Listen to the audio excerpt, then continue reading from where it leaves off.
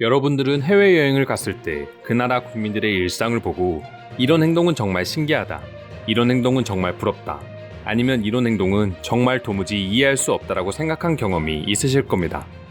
한국을 방문한 외국인 역시 당연히 한국인들의 일상을 보고 저런 감정들을 느낄 수밖에 없을 텐데요. 오늘은 이와 관련된 내용으로 준비해보았습니다. 이제 외국인들에게 한국인들이 카페에서 노트북이나 지갑 등 개인 소지품을 테이블에 두고 아무렇지 않게 자리를 비우는 것과 관련해서는 적응이 되어가고 있는 것 같습니다. 물론 아직도 신기해하고 부러워하는 외국인이 많기도 하죠. 하지만 관련된 글에 달린 댓글을 보다가 한 외국인이 정확히 한국인의 관련 심리를 콕 집어 말하고 외국인들이 다시 충격의 반응을 보여줄 수밖에 없는 내용이 있어 오늘의 주제로 삼아보았습니다. 해당 댓글의 내용은 이러합니다. 단순히 한국의 치안이 좋아서 카페에 노트북이나 지갑을 두어도 훔쳐가지 않는다고만 생각하지만 사실 한국인들의 이런 행동을 하는 이유가 더 충격이라는 것입니다. 저도 해당 글을 보고 나서 이게 외국인들 입장에서는 정말 이해할 수 없는 행동이겠구나 라고도 생각했는데요. 그 내용은 바로 한국인들은 카페나 식당, 도서관 등에서 자신의 자리를 맡기 위해 기중품을 테이블에 올려둔다는 것입니다. 특히 인기 있는 카페나 식당의 경우 좋은 자리를 맡기 위해 들어가자마자 가방이나 지갑, 휴대폰 등을 테이블에 올려두고 주문을 하러 가는 경우가 많습니다. 그리고 우리는 당연히 테이블에 다른 사람의 소지품이 있으면 자리를 놓쳤구나 생각하고 아쉬워하고 다른 자리를 찾으러 가서 다시 자신의 소지품을 올려두죠.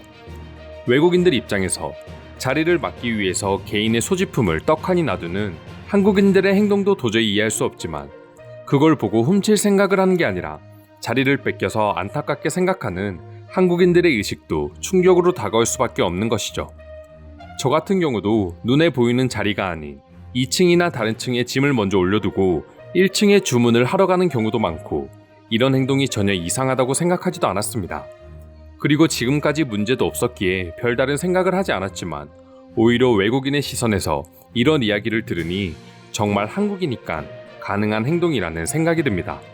그럼 지금부터 한국인의 이런 믿을 수 없는 의식들에 대해 외국인들은 어떻게 생각하고 있는지 자세히 알아보도록 하겠습니다.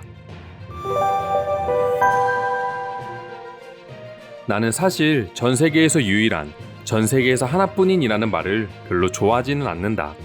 세상은 넓고 우리가 모르는 건 더 많기에 분명히 어딘가에는 존재할 수 있기 때문이다. 하지만 자리를 맡기 위해 지갑과 가방, 그리고 스마트폰을 던져놓고 갈 수 있는 나라는 전 세계에서 유일하게 한국뿐이라고 말할 수 있을 것 같다. 이래서 한국에서 오래 머무는 걸 추천하지 않아. 한국 생활에 적응되어 버리면 돌아와서 분명 한국에서처럼 행동해버리고 그랬다가는 내 소지품 절반 이상은 일주일 안에 모두 털려버릴 거야. 점심시간이 지나고 사람이 많은 시간에 카페에 들어가면 테이블마다 사람은 없고 지갑이나 가방만 있는 명장면을 볼 수 있어. 여기가 카페인지 아니면 백화점 매장인지 헷갈릴 정도야. 한국인들이 이런 행동을 할 수 있는 건 단순히 CCTV 때문이 아니야. 물론 CCTV도 중요한 역할을 하겠지만 그것보다는 남의 재산을 탐내지 않고 존중한다는 기본적인 의식이 잘 성립되어 있어서 저런 행동이 가능한 거야. 한국의 이런 치안 이야기를 들을 때마다 너무 안타깝다.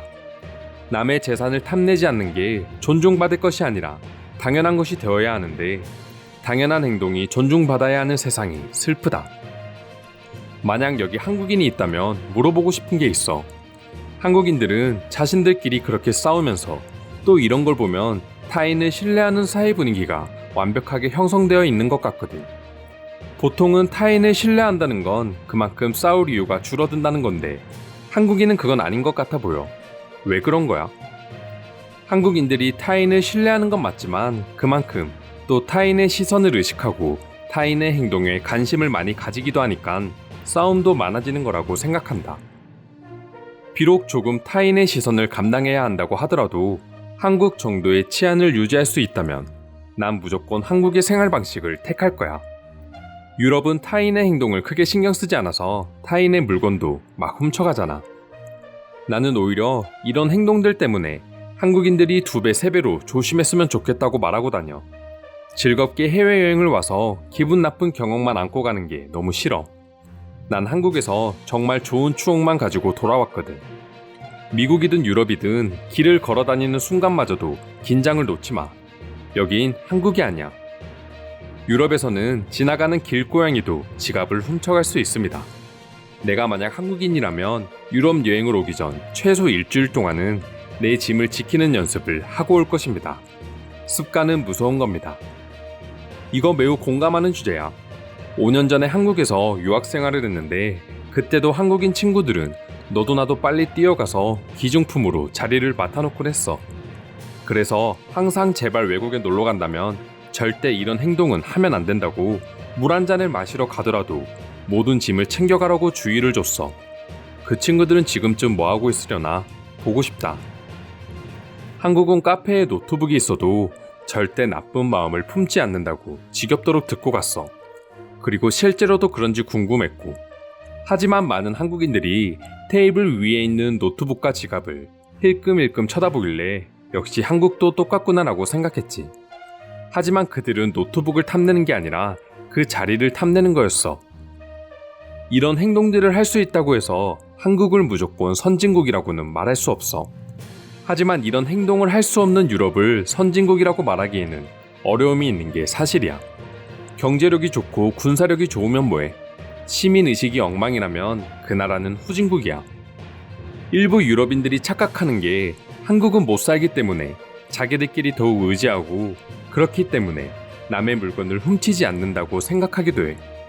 하지만 너희가 잘 산다고 생각하는 수많은 유럽 국가들보다 한국이 훨씬 잘 산다고 말하면 또 믿지 않겠지?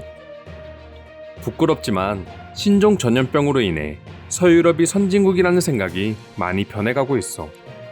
아무리 경제가 발전해도 그 나라의 시민의식 수준이 발전하지 않는다면 그 나라는 결국 파멸할 수밖에 없어.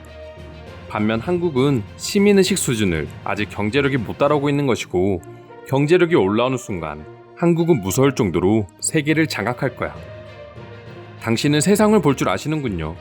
만약 국가별로 주식이 있다면 전 나의 전 재산을 한국이라는 주식에 모두 투자할 겁니다. 그리고 나는 10년, 늦어도 20년 안에는 돈방석에 앉아있을 겁니다. 한국인들은 다른 건 몰라도 자리 싸움에는 돌변하는 모습을 보여주는 것 같다. 특히 서울처럼 인구 밀도가 높은 지역은 더 심한 것 같아 보여. 저번에는 어떤 여성이 지하철 문이 닫히자 달려가서 가방을 던져버리는 걸 봤어. 위험한 행동이기는 하지만 지하철을 타기 위한 한국인의 의지를 확인할 수 있었지. 우리나라에서 한국처럼 행동한다면 그건 자리를 맡는 게 아니라 무료로 내 전화와 지갑을 가져가라는 뜻이다. 한 나라의 문화와 암묵적인 약속이라는 게 참 무섭고도 신비로운 것 같다. 한국인들 그 누구도 테이블에 지갑을 두면 내 자리야 라고 약속한 건 아니지만 모두가 이에 불만을 보이고 나쁜 마음을 먹지 않으니 말이다. 도대체 한국이라는 나라는 어릴 적부터 어떤 교육을 받길래 이런 시민의식이 형성될 수 있는지 분석해봐야 한다. 그리고 세계 표준 교육으로 삼아야 한다. 이상으로 한국인은 테이블에 자신의 귀중품을 올려놓고 자리를 맡는다는 외국인의 글에 대한 해외 반응 알아보았습니다. 오늘도 끝까지 영상 시청해주셔서 감사드리며 여러분들의 구독과 좋아요는 영상 제작에 큰 힘이 됩니다. 이상 종크TV였습니다.